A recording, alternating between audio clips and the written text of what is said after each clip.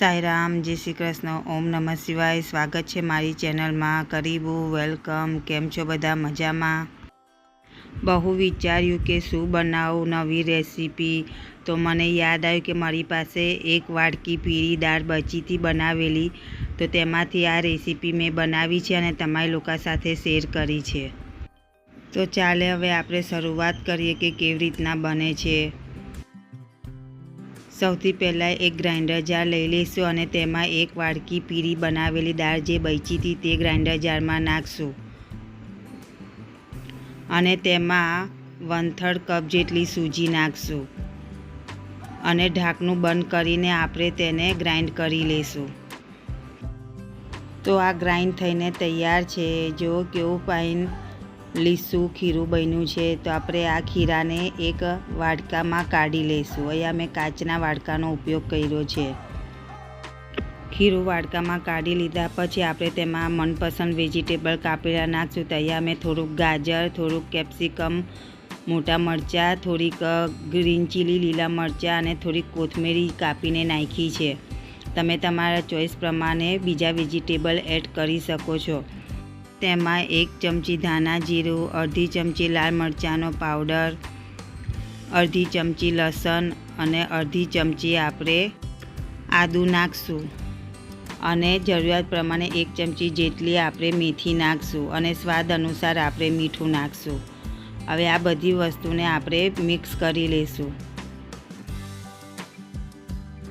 ખીરું અને વેજીટેબલ સારી રીતના મિક્સ થઈ ગયા પછી આપણે તેમાં 2 ચમચી બેસન નાખશું। બેસન એડ કર્યા પછી આપણે તેને સારી રીતના મિક્સ કરી લઈશું, જેથી એક લીસું ખીરું બનીને તૈયાર થઈ જશે। તો આપણું આ ખીરું બનીને તૈયાર થઈ ગયું છે। હવે આપણે તેમાં 1 ચમચી તેલ નાખશું અને ખીરાને મિક્સ કરી લઈશું। જ્યારે આપણે આ પ્રોસેસ કરતા હોય ત્યારે બીજી બાજુ ગેસ ઉપર પાણી ગરમ કરવા રાખી દેવું, જેમાં આપણે બાફવા રાખવાનું હોય તેમાં। અહીંયા મેં નાની નાની વાડકી લઈ લીધી છે અને તેને તેલ વડે ચારે બાજુ ગ્રીસ કરી લઈશ વાડકીને। તો આપણી આ બધી વાડકી ગ્રીસ થઈને તૈયાર છે તેલ વડે। તો હવે આપણે જે ખીરું તૈયાર કર્યું હતું તેમાં આપણે 1 ચમચી ઈનો નાખશું અને ઈનો ઉપર આપણે 1 ચમચી પાણી નાખશું। ઈનો નાખ્યા પછી ખીરાને આપણે સારી રીતના મિક્સ કરી લઈશું અને આપણે જે વાડકી તેલ વડે ગ્રીસ કરીને રાખી હતી તેમાં થોડું થોડું આપણે ખીરું ભરી લઈશું વાડકીમાં। જેટલું સમાય એટલું ખીરું આપણે વાડકીમાં ભરી લઈશું। તમારા ઘરમાં પણ લેફ્ટ ઓવરનું કાંઈ પણ ખાવાનું આવી રીતના બચ્યું હોય તો તમે કાંઈ પણ તેની રેસીપી બનાવીને તેનો ઉપયોગ કરી શકો છો। તો હવે બધી વાડકીમાં ખીરું નાખી દીધું છે, તો હવે તેને બરાબર એડજસ્ટ કરી લઈશું અને આપણે જે પાણી ગરમ કરવા રાખ્યું હતું ગેસ ઉપર તેમાં આ વાડકી એક પછી એક રાખી દઈશું અને ઢાંકણું બંધ કરીને આપણે 10 થી 15 મિનિટ સ્ટીમ કરી લઈશું, બાફી લઈશું। સ્લો ટુ મીડિયમ ફ્લેમ પર આપણે તેને બાફવાનું છે। 15 મિનિટ પછી તમે ખોલીને જોશો તો આ બફાઈને તૈયાર થઈ ગયું છે। તો ગેસનો ફ્લેમ આપણે બંધ કરી લઈશું અને આપણે તેને બહાર કાઢી લઈશું અને ઠંડુ થવા માટે રાખી દઈશું। તો આપણી આ લેફ્ટ ઓવર જે યલો દાળ બનાવેલી બચી હતી તેની ઇડલી બનીને તૈયાર છે। તો હવે આપણે તેને ઠંડી થવા દઈશું।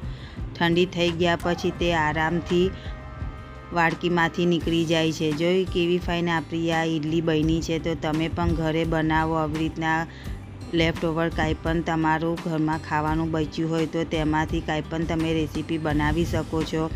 તો આપણે વાડકીમાંથી બધી ઇડલી કાઢી લીધી છે। બધી ઇડલીને આપણે પ્લેટમાં કાઢી લઈશું। હવે તેના માટે એક વઘાર તૈયાર કરશું। તો ગેસ ઉપર એક કઢાઈ ગરમ કરવા રાખશું અને તેમાં 1 ચમચી તેલ નાખશું। તેલ ગરમ થયા પછી તેમાં 1 ચમચી રાઈ અને 1 ચમચી તલ નાખશું અને તેમાં થોડાક મીઠા લીમડાના પાન અને લીલા મરચાં કાપેલા નાખશું અને તેને હલાવી લઈશું। હવે તેમાં અડધી ચમચી હળદર અને અડધી ચમચી લાલ મરચાંનો પાવડર નાખશું અને મિક્સ કરી લઈશું। તો આપણો આ વઘાર તૈયાર છે। તૈયાર થયેલા વઘારને આપણે ઇડલી ઉપર પાથરી દઈશું। Ton ton. લેફ્ટ ઓવર જે યલો દાળ બચેલી તેમાંથી આપણે આ સરસ મજાની સોફ્ટ અને ખાવામાં એકદમ મોઢામાં મૂકતા જ ચાવી ના પડે તેવી આપણે આ ઇડલી બનાવી છે. તો તમને આજની મારી આ રેસીપી કેવી લાગી તે અમને કોમેન્ટ બોક્સમાં જરૂરથી કહેજો અને તમારા સગા સંબંધીઓને શેર બી કરજો અને મારી ચેનલને સબસ્ક્રાઈબ કરવાનું નહીં ભૂલતા. ચાલો તો હું જાઉં છું, ફરીથી મળશું એક નવી રેસીપી એક નવા અનુભવ સાથે. બાય બાય, ક્વાહેરી, એન્જોય.